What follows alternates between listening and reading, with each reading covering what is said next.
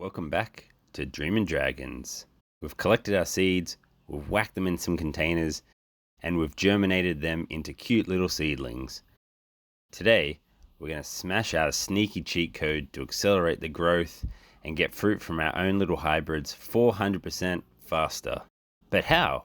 I can hear you thinking. Through the magic of grafting. Voila! To grow a seed to a stage where it can produce fruit can take up to half a dozen years. Here are seeds germinated at the same time. These are grafted. These are not. Grafted seeds can fruit in as little as 12 to 18 months, much less patience required than 6 years.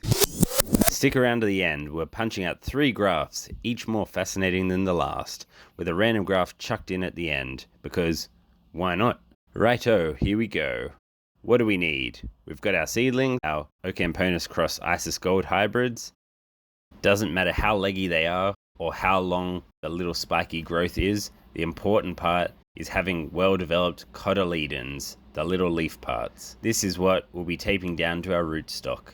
The plumper, the better. Firstly, we're going to get a sharp, clean knife and slice and dice our rootstock. Time to turn our attention to our little seedlings. Nice clean sharp knife into action.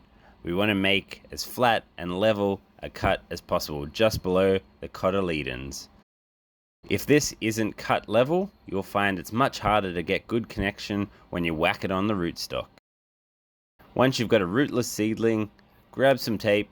I use micropore tape. I find it holds and breathes well, plus it's easy to peel off without tearing the seedling off. I put a thin strip on one cotyledon and attach it to the sliced rootstock.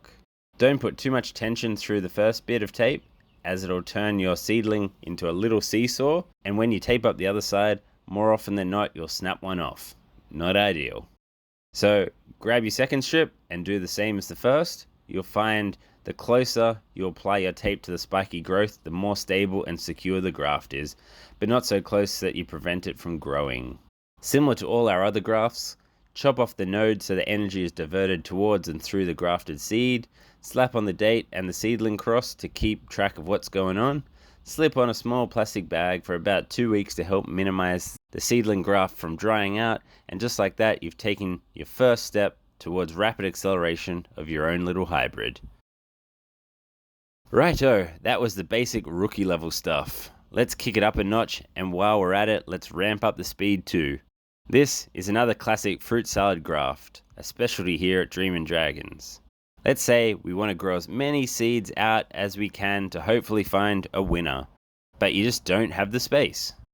Here's your magic formula. Boom! Give our rootstock another slice and dice.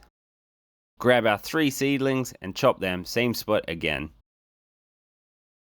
When it comes to taping them off, this time we're going to spread all 3 across the surface.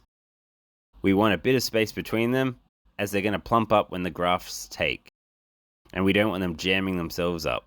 How many can we put on a single rootstock, you may ask? Technically, you could have all the seeds attached, but similar to a river, the more outlets it has, the less power and fury it'll have going through each of those channels. So I usually go for no more than 3 if I'm hitting up one of these fruit salad grafts. Except for today, after we tape them on and bag it, time for our other little surprise graft.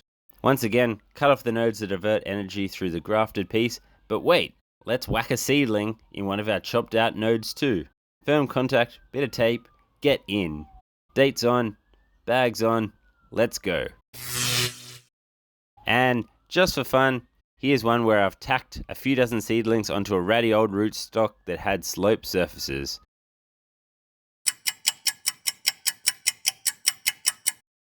And again, to show these work, here's our graphs down the track, showing that these little tricks legitimately work a treat.